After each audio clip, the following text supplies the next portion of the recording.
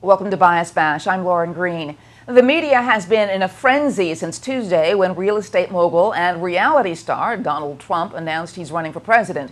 Trump has already made many headlines in only a few days for his one-line zingers and provocative statements, leading many to believe the candidate will always work to be in the media spotlight. Here to weigh in is Justin Duckham, senior Washington correspondent for Talk Radio News Service. Hey, Justin. Hey, great to be here as always. All right, so the media not taking him seriously or taking him too seriously?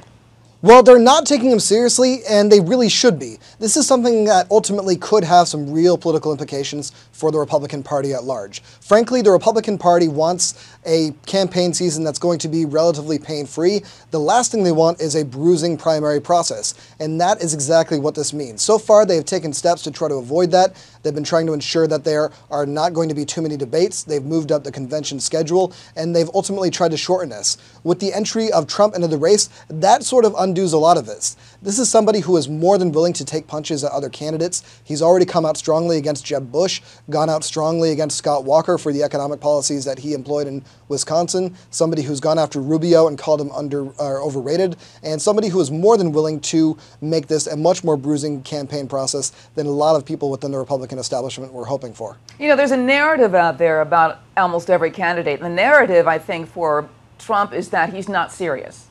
So why are we going to cover him as a serious candidate? Is that sort of a narrative?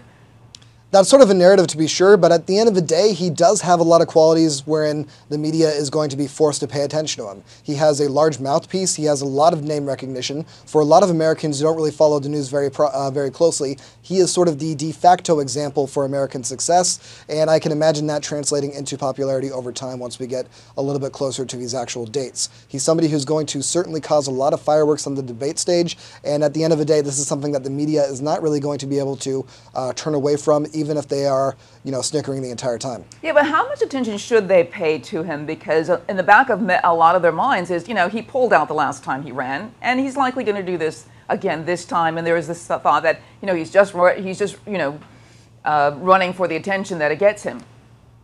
That's a good question. Frankly, if he was really running this time around to sort of pull out, I think we would probably be seeing a different sort of tune coming from him when he addresses other candidates. Last time around, he certainly went after the president very heavily, but sort of left the majority of the Republicans on the stage alone, save for Rick Santorum, who he went after pretty heavily, and then ultimately endorsed Mitt Romney. Considering what he said now about Jeb Bush or what he said about Scott Walker, I have a hard time seeing him do an about-face and trying to endorse the go-to de facto nominee for the Republican Party once this finally happens.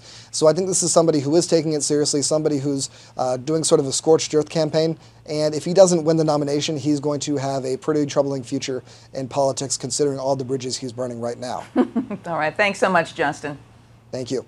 If you want to hear more media analysis on this topic, catch Media Buzz with Howard Kurtz, Sundays at 11 a.m. Eastern and again at 5 p.m. Eastern on the Fox News Channel. I'm Lauren Green, and thanks for watching.